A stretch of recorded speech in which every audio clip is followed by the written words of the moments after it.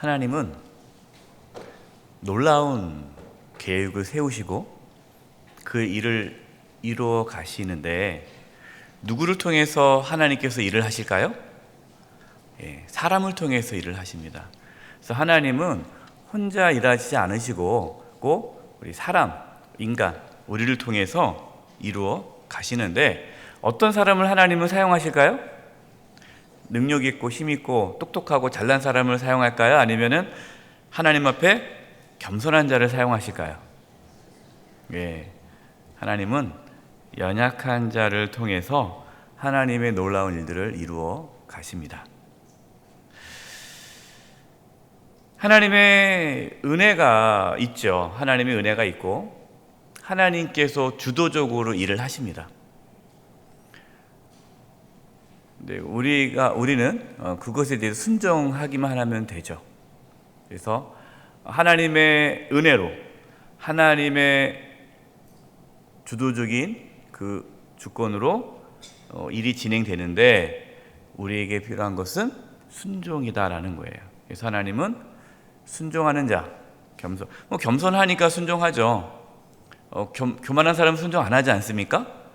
교만한 사람은 자기 생각대로 하잖아요. 근데 겸손한 사람은 하나님 앞에 겸손하다라는 것은 하나님 앞에 순종하는 자가 겸손한 자거든요. 그래서 하나님은 순종하는 자를 통해서 하나님의 뜻을 이루어 가십니다. 오늘 말씀에 하나님의 그 놀라운 구원의 계획, 예수님을 이 땅에 보내는 그 놀라운 일들을 이제 하시는데 누구를 통해서 그 일을 이루어 가십니까? 아주 연약한 한 소녀 마리아를 통해서 하나님께서 그 일을 이루어 가는 것을 오늘 보게 되죠. 그래서 오늘 말씀을 통해서 저와 여러분도 마리아와 같이 우리가 연약하고 부족하지만 하나님의 구원의 계획에 귀하게 쓰임받는 저와 여러분 되기를 간절히 소망합니다.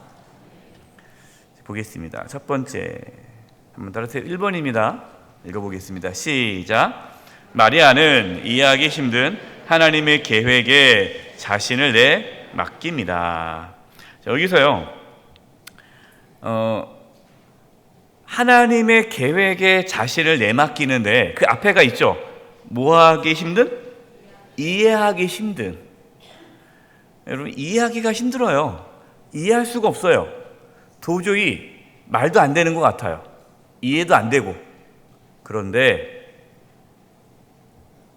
하나님께 맡기는 것, 이게 순종이죠. 마리아는 그렇게 했다는 겁니다. 자, 1번 천사는 마리아에게 첫 번째 한 말은 무엇이었습니까? 여러분 누가복음 1장 28절 보겠습니다. 시작. 그에게 들어가 이르되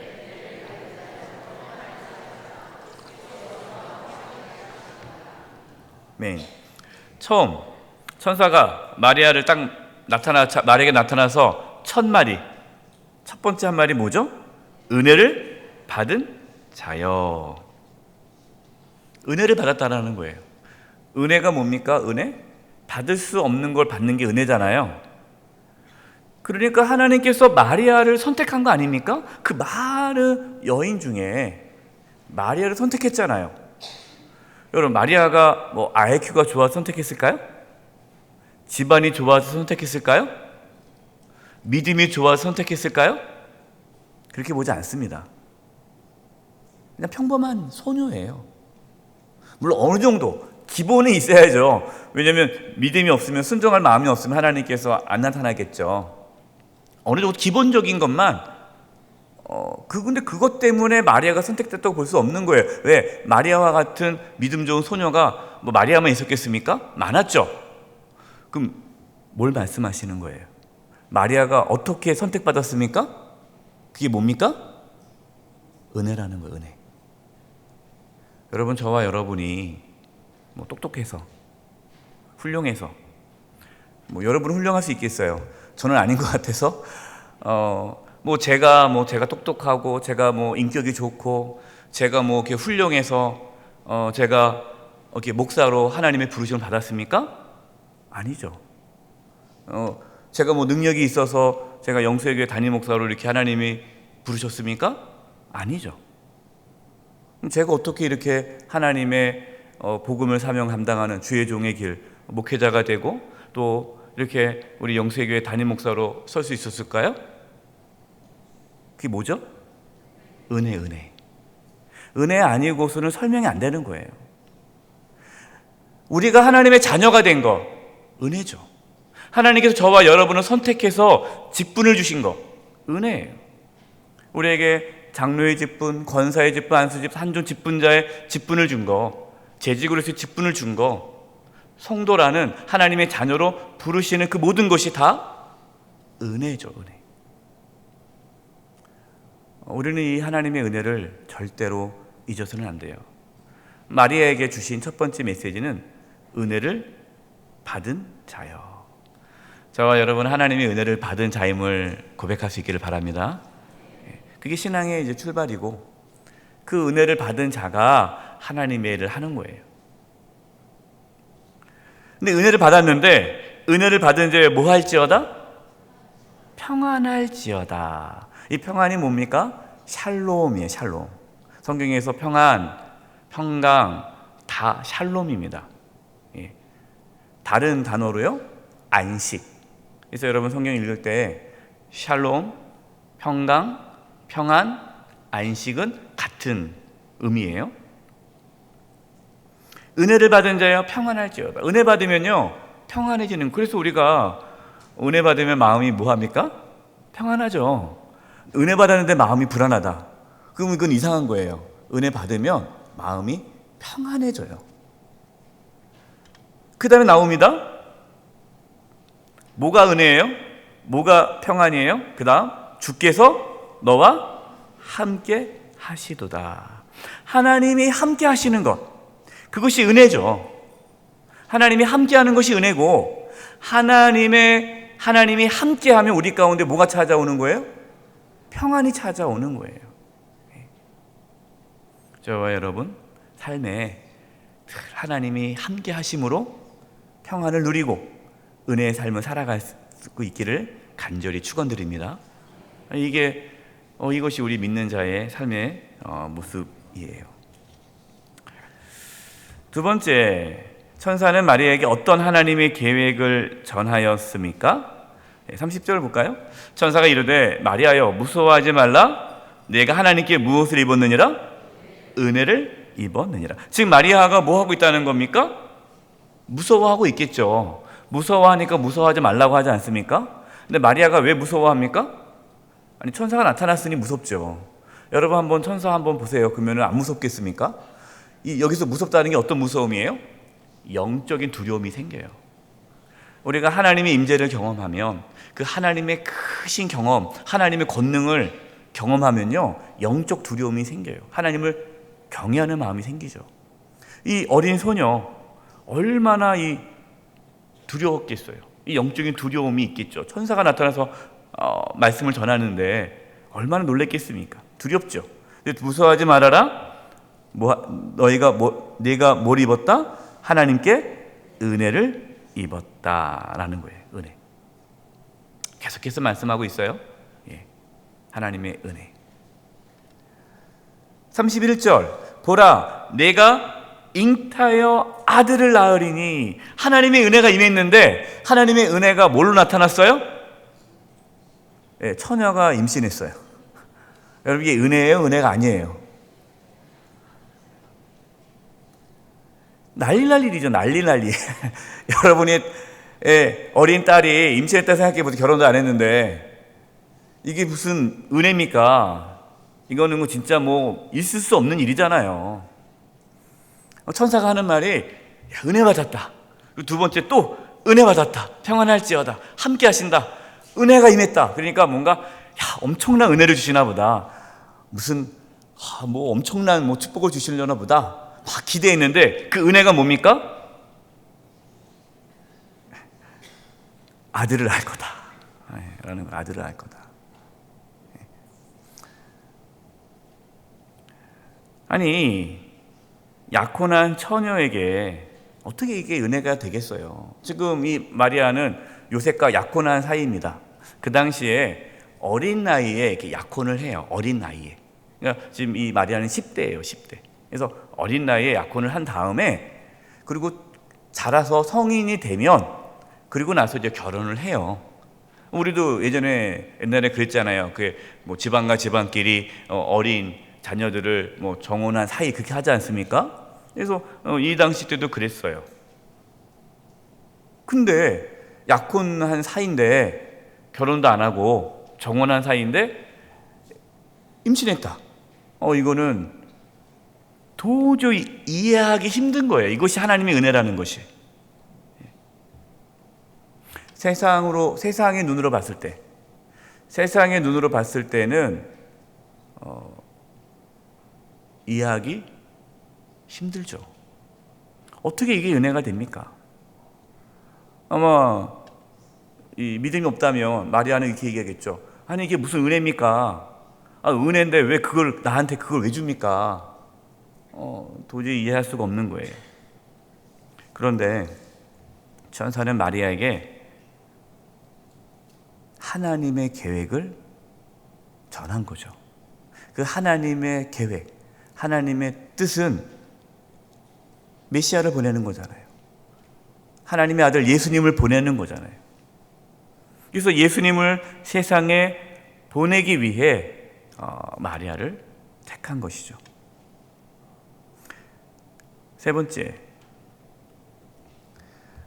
천사는 예수님은 어떤 분이시라고 전하였습니까? 누가복음 1장 32, 33절입니다. 그가 큰 자가 되고, 그러니까 이제 아들을 낳으리니 그 이름을 예수라 하라. 그 낳은 그 예수님이 큰 자가 되고 지극히 높으신 이가 누구죠?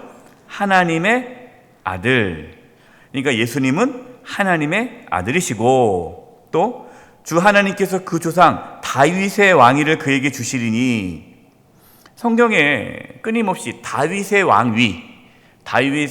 왕위를 누구에게 준다고 합니까? 메시아. 그래서 다윗의 왕위로 오실 분은 메시아예요. 그러니까 마리아가 낳을 그 아들은 하나님의 아들이고 하나님께서 약속하신 메시아, 그리스도라는 것이죠. 33절에 영원히 야곱의 집을 왕으로 다스리실 것이며 그의 나라가 무궁하리라. 예수님은 만왕의 왕이시고 그리고 영원히 그 나라를 다스릴 것이다. 네 번째, 마리아는 천사의 말에 어떻게 대답했습니까? 1장 34절. 마리아가 천사에게 말하되 나는 남자를 알지 못하니 어찌 이 일이 있으리까? 내가 남자를 모르는데 어떻게 임신할 수 있습니까? 결혼도 안 했는데 어떻게 아기를 갖습니까? 여러분, 이 마리아의 이 고백은요, 거부가 아닙니다. 말도 안 됩니다. 내가 아직 결혼도 안 했는데 어떻게 임신합니까? 있을 수 없습니다. 저는 거부합니다. 저에게 그게 은혜라면은 저는 받고 싶지 않습니다. 이런 게 아니라 궁금해서 물어본 거예요.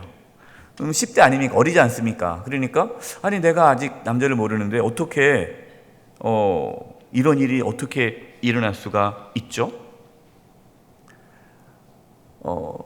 이것이 왜 중요하냐? 이것이 왜 중요하냐? 지금 이 누가복음에서는 이 누가는 여러분 알다시피 이 예수님의 나심의 예고, 이 마리아 이 이야기는요 다른 복음서에 없어요.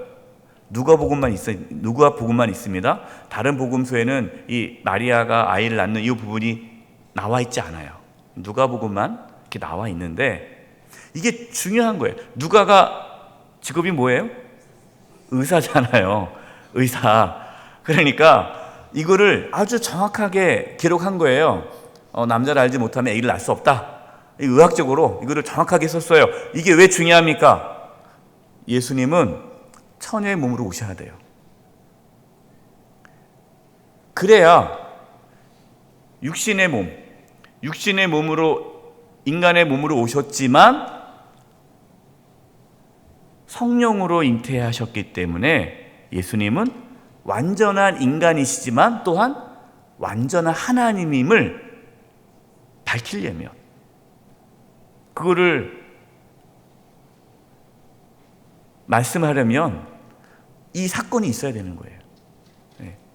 이 사건이 중요한 거예요.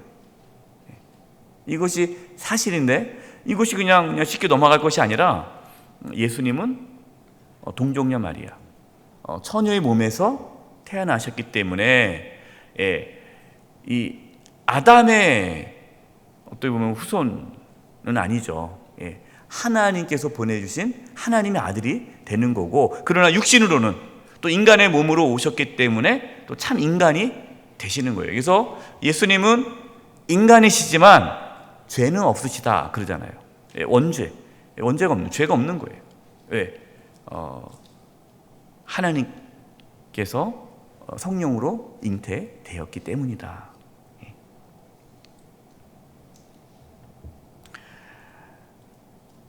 그래서 5번째, 마리아는 어떻게 예수님을 임신하게 되었습니까? 누가복음 1장 35절이에요. 천사가 대답해 이르되 성령이 내게 임하시고 지극히 높으신 이의 능력이 너를 덮으시리니. 그래서 예수님은 동정녀 마리아에서 태어나신 것이 중요하죠. 성령이 내게 임하시고 덮으시리니, 나실 바 거룩한 이는 하나님의 아들이라 일컬어지리이다. 그래서 요셉의 아들이 아니에요. 예수님은 요셉의 아들이 아니라 하나님의 아들이죠. 그 마리아의 몸을 빌어서 난. 37절 보세요. 대저 하나님의 모든 능력은, 모든 말씀은 능하지 못하심이 없느니라.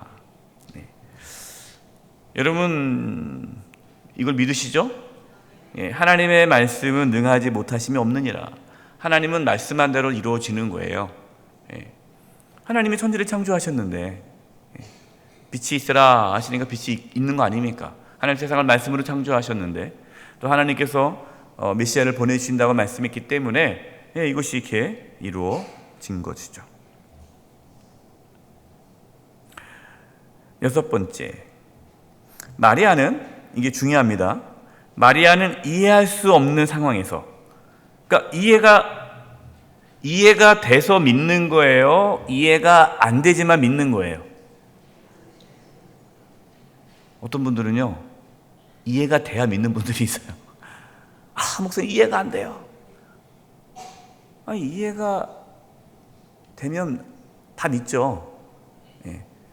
이해가 안 됐는데, 이해하기가 힘든데 믿는 거예요. 마리아는 이해할 수 없는 상황입니다. 여러분 누가 이해하겠어요? 지금 처녀가 아이를 낳아야 되는 상황인데 이게 어떻게 이해할 수 있는 상황입니까? 그런데 이해할 수 없는 이 상황, 처녀가 아들을 낳아야 되는 이 상황에서 어떻게 하였습니까? 누가복음 1장 38절. 이것이 오늘 우리에게 주신 메시지 중에 가장 중요한 메시지입니다. 한번 같이 읽어보겠습니다. 시작.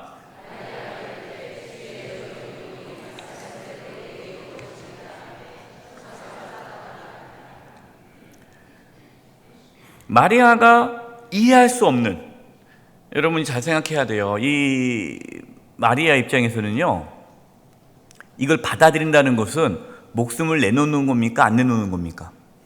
목숨을 내놓는 거예요. 천사는 나만 봤잖아요. 나만. 다른 사람은 천사 못 봤잖아요. 같이 있을 때 이렇게 요셉 가족이랑 같이 밥 먹을 때라든지 저쪽 시댁 식구들이랑 같이 밥 먹을 때라든지, 이게 많은 사람들 앞에 딱 천사가 딱 나타나가지고 딱 얘기를 하면 오해가 안 생기는데 아무도 몰라요. 마리아만 알아요. 이 말을 누가 믿겠어요? 그렇지 않습니까? 이해가 안 되잖아요. 근데 마리아가 이걸 받아들인다는 것은 목숨을 내놓는 거예요. 이렇게 목숨을, 자기의 목숨, 자기의 안전, 자기의 어떠한 모든 삶의 어떠한 그러한 기반을 다 내어놓는 거예요. 어떻게 마리아가 이렇게, 우리가 보기에 너무 쉽게 내놓는데 어떻게 이렇게 마리아가 이 이해할 수 없는 상황을 받아들일 수 있었을까? 그 이유가 뭡니까? 마리아는 자기가 누군지 알아요. 마리아는 자기가 누구라고 얘기합니까? 주의 여종이오니. 자기는 종이라는 거예요. 여러분, 종이 주인이 한 말을 할 때, 주인이 이거 해 할 때 종이 이해가 돼서 합니까? 이해가 되지 않아도 합니까? 만약에 종이 주인님 이해가 안 되는데요? 제가 옛날에 처음 제가 사역했을 때 좀 힘들었던 경우가 있었어요. 뭐냐면 이제 눈이 막 와요. 눈이. 그래서 이제 눈을 치워야 되는데 이제 제가 이제 선임이었기 때문에 그래서 이제 관리 집사님이라고 집사님 전화를 드렸어요. 집사님 막 눈이 오니까 새벽에 이제 우리 교인들 새벽에 나오면 힘드니까 우리 눈 씁시다 하고 전화를 했어요. 그랬더니 그 관리 집사 하시는 말씀이, 목사님 눈 계속 오는데 쓸어서 뭐 합니까? 그리고 놔두면 녹아요. 눈을 안 쓰시는 거예요. 그래서 이거 합시다 그러면은 그거 왜 합니까? 계속 이렇게 너무너무 힘들었어요. 예. 여러분, 그러면 안 되잖아요. 만약에 이렇게 주인이 이거 이렇게 합시다, 이거 종한테 이거 해라 할 때 종이 이해가 안 되는데요? 이거 왜 해야 되는데요? 이러면은 이건 종이 아니죠. 예. 마리아는 종이라는 거, 자기가. 나는 여종이라는 거예요. 나는 하나님의 여종이기 때문에 하나님께서 말씀하시면 내가 이해가 되지 않아도 하나님의 말씀이니까 나는 순종합니다. 여러분, 이게 신앙입니다. 신앙이 뭐냐? 자기 중심에서 하나님 중심으로 바뀌는 게 신앙이에요. 여러분, 이것이 바뀌지 않으면 신앙이 아니에요. 근데 많은 분들이 자기 중심적으로 신앙생활을 해요. 자기 중심적으로 살아가요. 그러면서 하나님을 어떻게 이끌어요? 자기가 이해하게끔 하나님을 이끌어와요. 하나님 왜 이거 안 해줍니까? 하나님에게 따지고 원망하고 내 삶에 왜 이러한 게 있습니까? 하면서 자꾸만, 그러니까 관심이 하나님이 아니라 자기가 관심이에요. 자기 중심. 자기 중심적인 분들은요, 아직 예수 믿는 거 아닙니다. 예. 참된 신앙은 하나님 중심으로 바뀌는 거예요. 하나님 중심으로 바뀌려면 자기 정체성을 깨달아야 돼요. 우리 옆에 분들에게 이렇게 얘기합시다. 당신은 하나님의 종입니다. 예, 여러분, 주인으로 살지 마세요. 하나님 앞에 주인 행세하면 안 돼요. 예, 우리는 종이에요. 종. 예. 저도 종이고 다 종이에요. 예. 종이기 때문에 이해할 수 없는 상황에서도 하나님 말씀에 순종하는 겁니다. 하나님은 그 사람을 통해서 하나님의 일을 해요. 저와 여러분, 그런 믿음이 있기를 바랍니다. 두 번째, 마리아는 하나님의 선하심과 자비하심을 찬양합니다. 1번, 엘리사벳은 마리아에게 어떤 말을 전하였습니까? 이제 어떻게 나에게 이런 일이 생깁니까? 그랬더니 이제 이 천사가 이 엘리사벳 이야기를 해주죠. 친척입니다. 이제 엘리사벳이 나이가 많은데 이제 아기를 가졌다는 거죠. 세례 요한을 이제 가진 거잖아요. 그러니까 임신은 6개월 됐다. 그러니까 그렇게 말을 하니까 이제 이 마리아가 막 달려갑니다. 그 즉시로 달려가죠. 그래서 이 엘리사벳을 만납니다. 엘리사벳을 만나니까 실제로 배가 불러 있어요. 그 할머니께서 얘가 불러 있는 거예요. 애기 날 수 없는. 예. 그런데 이 뱃속에 있는 이 아기가 그냥 막 기뻐 뛰는 거예요. 예. 예, 벌써 마리아의 몸속에는 예수님의 태아가 있는 거거든요. 성령이 덮은 순간부터. 그러니까 막 그냥 뱃속에 있는 이 세례 요한이 성령으로 확 뛰고, 또 이 엘리사벳도 성령이 충만해져서 이 마리아가 예수님을 태어나게 할 것을 이제 알게 된 거죠. 그래서 이제 이렇게 축복하는데, 엘리사벳은 마리아에게 어떤 말을 전하였습니까? 누가복음 1장 45절입니다. 주께서 하신 말씀이 반드시 이루어지리라고 믿은 그 여자에게 뭐가 있다? 복이 있도다. 누구에게 복이 있어요? 하나님 말씀이 반드시 이루어진다고 믿는 자에게 복이 있어요. 많은 분들이 복 받기를 원하는데 믿지는 않아요. 여러분, 기도한다고 복이 임하지 않아요. 옛날에는 웃으면 복이 와요 그러는데, 물론 웃으면 복이 와요. 그러나 성경에서 말하는 복은 하나님의 말씀이 반드시 이루어진다는 것을 믿는 자에게 복이 임해요. 근데 그 복이 어떤 복입니까? 세상의 복과 다르죠. 세상의 복과 달라요. 여러분, 인간적으로 마리아가 이 땅에서 살아갔을 때, 인간적으로 봤을 때 평안했을까요? 힘들었을까요? 무지무지 힘들었어요.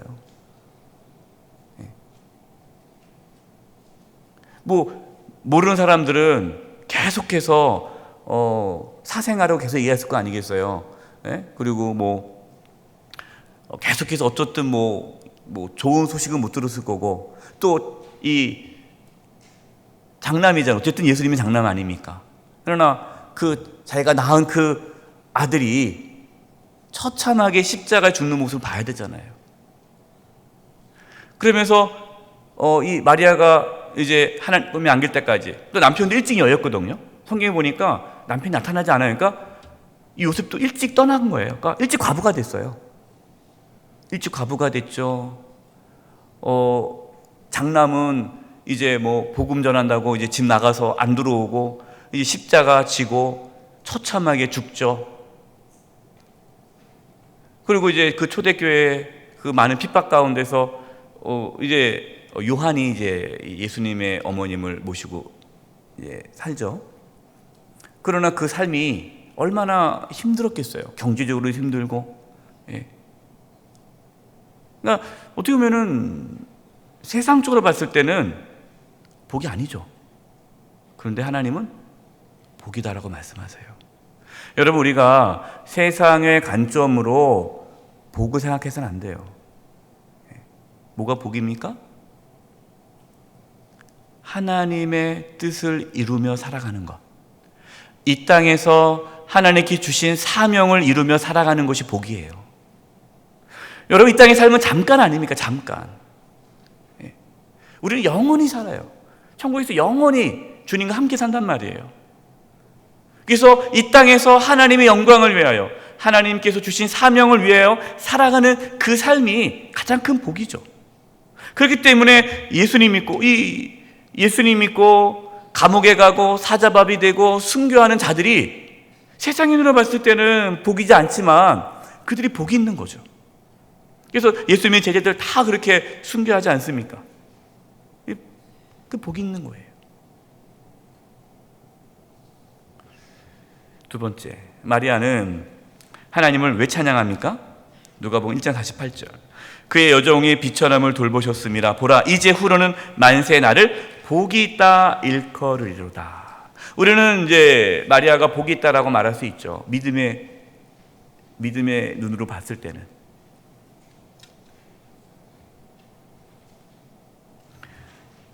마리아가 하나님을 찬양합니다.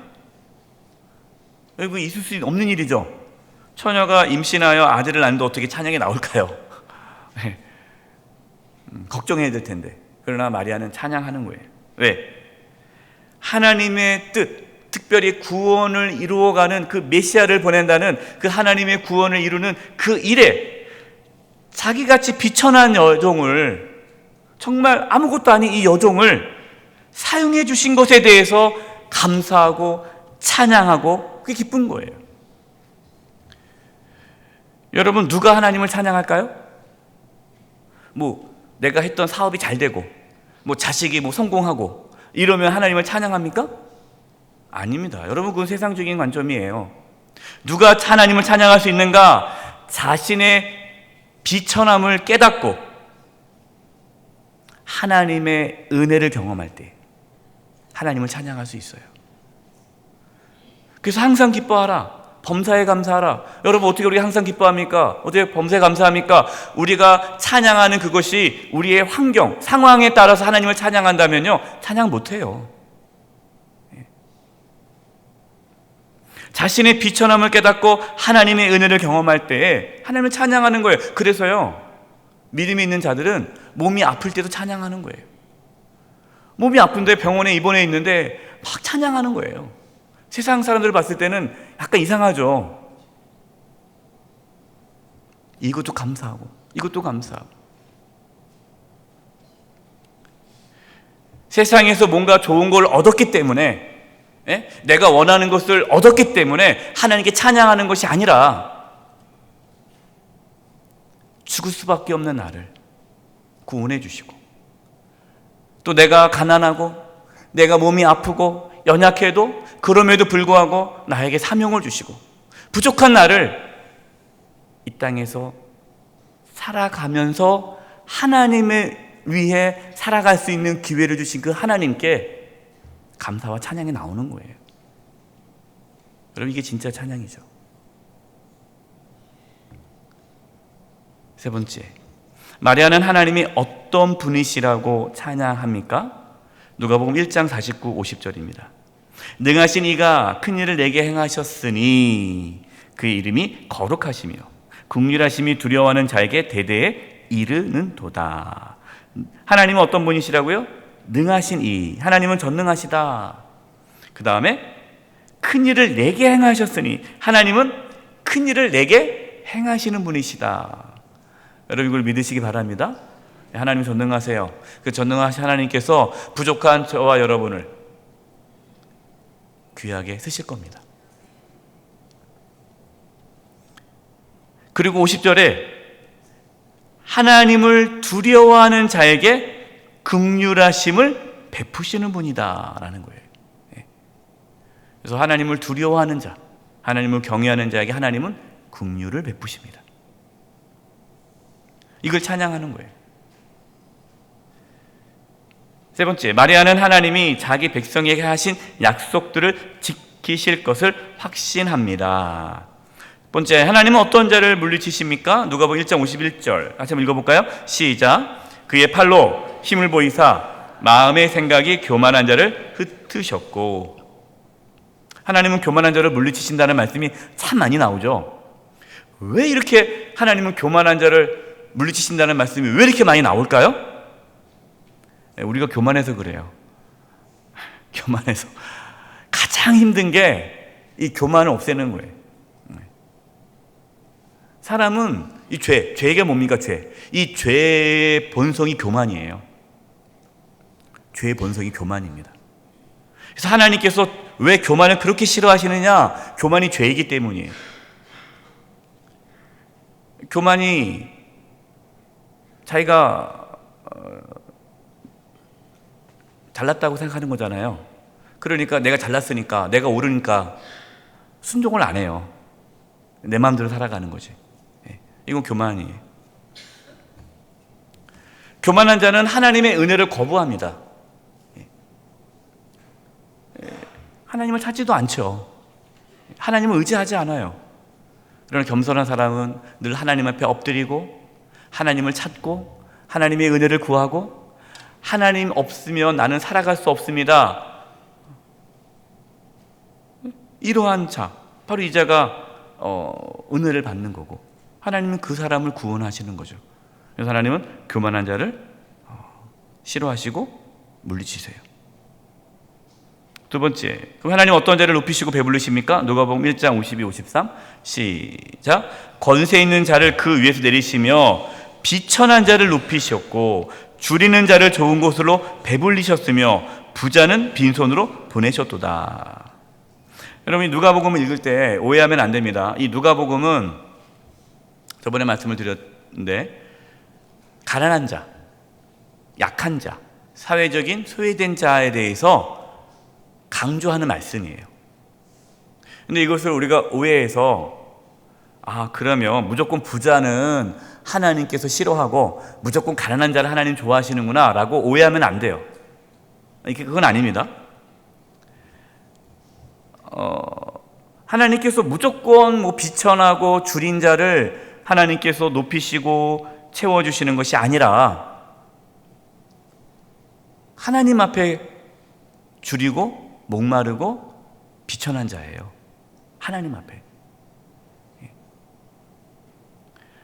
하나님 앞에 겸손한 자. 그래서 마음이 가난한 자는 복이 있나니 천국이 저희 것이며, 우리가 팔복에서 말씀을 나누지 않았습니까? 바로 그 마음이 가난한 자가 절대적 가난, 하나님 앞에 난 도저히 하나님 없이 살 수 없다라는 이 절대적 가난, 하나님만을 절대적으로 의지하는 자가 하나님께 쓰임받고 채움받고 높임받는 거예요. 이 마리아가 그랬다는 거죠. 마리아는 하나님 앞에 나는 비천한 여종이오니, 그러니까 하나님이 그를 써서 상상할 수 없는 위대한 일을 이루신 거죠.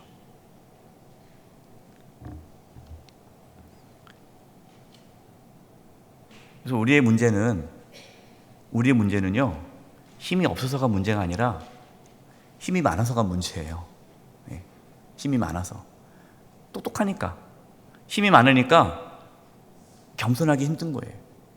그게 우리의 장애물입니다. 장애물. 저는 장애물이 별로 없어요. 똑똑하지 않아서요. 근데 우리 성도님 중에 똑똑하신 분 참 많이 계셔서 그 장애물이, 그 똑똑함이, 그 사회적인 어떤 지위라든가 또 사회적인 어떠한 재산이라든가 사회적인 어떤 능력이 하나님 앞에 장애물이 되지 않기를 바랍니다. 세 번째, 마리아는 하나님은 어떤 분이시라고 고백합니까? 누가복음 1장 54, 55절. 그종 이스라엘을 도우사 긍휼히 여기시고 기억하시되 우리 조상에게 말씀하신 것 같이 아브라함과 그 자손에게 영원히 하시리로다.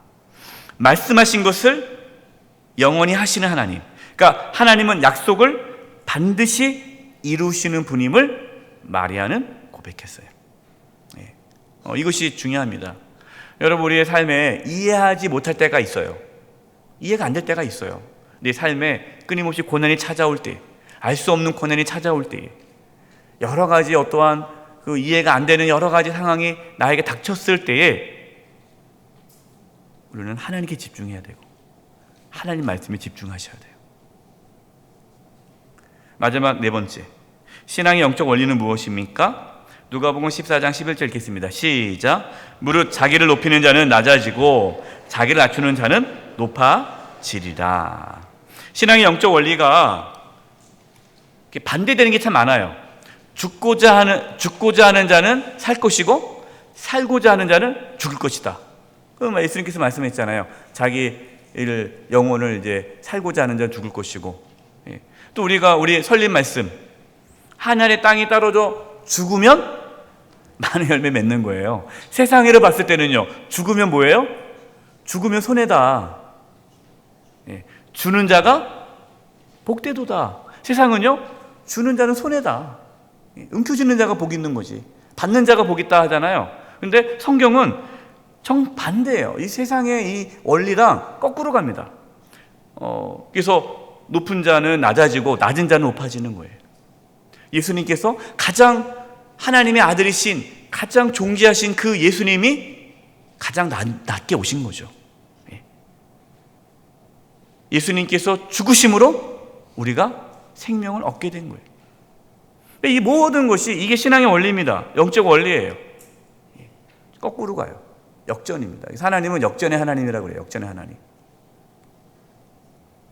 고난이 영광이 되는 거예요. 저와 여러분, 오늘 마리아의 모습을 봤습니다. 마리아와 같이 겸손히 나는 여종이오니, 나는 남종이오니 해서 하나님 말씀에 순종함으로 우리의 삶에 하나님의 그 놀라운 구원의 계획이 풍성하게 나타날 수 있기를 간절히 축원드립니다. 기도하겠습니다. 하나님 아버지, 저희들 연약합니다. 부족합니다. 마리아에게 은혜를 주셔서 함께 하시고 평강을 주시고 하나님께서 사용해 주셨던 것처럼 저희들을 사용해 주셔서 하나님 앞에 섰을 때 잘했다 칭찬받게 하여 주시옵소서. 복된 삶을 살게 하여 주옵소서. 예수님의 이름으로 기도드립니다. 아멘.